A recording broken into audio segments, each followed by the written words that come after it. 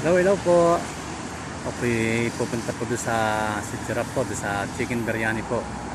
At pinapupunta ako ng aking asawa at aking anak. Doon na po sila dumiretso sa Giraffe. At sabi, sumunod na lang ako doon at pumunta. Pero nga po, ako'y naglalakad-lakad na. Talang ko hinihintay na nila ako doon. Ay, naglalakad-lakad na. Mainit pa rin ako dito at kaya ngayon ay pawisan ako sa paglalakad. Pero malapit lang po ito sa bahay namin. Yung restaurant po dito na ang chicken biryani po. Na lagi po namin kinakainan. Yan po yung mga ano dito. Ang tawag po dyan ay cornets, mga kalaro ng mga bata. Ito naman po yung lagi akong jogging dito. Yan po. Namin po nagja-jogging dito pag gabi, dami na mamasyal. Oh. May mga tao doon. Oh. Naglalakad-lakad din sila. Kasi malapit na pong ano dito, malamig-lamig na lang konti. Kasi magdi-December na, September na pala. September. Kaya masyadong malamig-lamig na rito. Maraming rin sigurado. Ang dami na naman dito ng tao. At malamig na. Diyan po sila nakakain sa mga tabi-tabihan.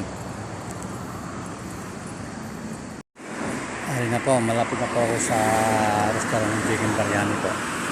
At ako'y tatawid lang po ng karsada. Kasi hindi ko pwedeng tumawid agad dito, mabibis po yung mga sasakyan. Yan po yung Giraffe. Yan na yung mga magaganda mga ilaw. Oh. Yan, pwede na po ako nagpapag kasi wala na pong mga sasakyan. Matutulog po ang mga sasakyan dito pag lilipad. Ito yung Giraffe na chicken biryani.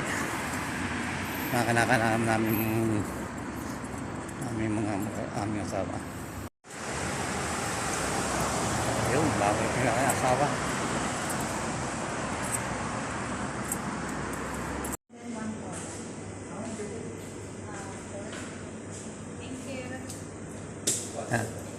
Papunta na rin dito. Nakakita tayo sa taas. Tapos sa aming paboritong nakainan. Papunta na sila dito.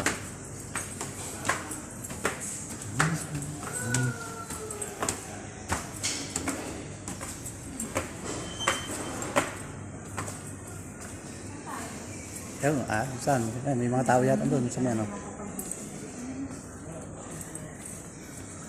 Sinalay sa ating paboritong ano. Maganda kasi doon eh. Nandito nakakapisto. Yan, mga restaurant. Ganda po ng restaurant dito.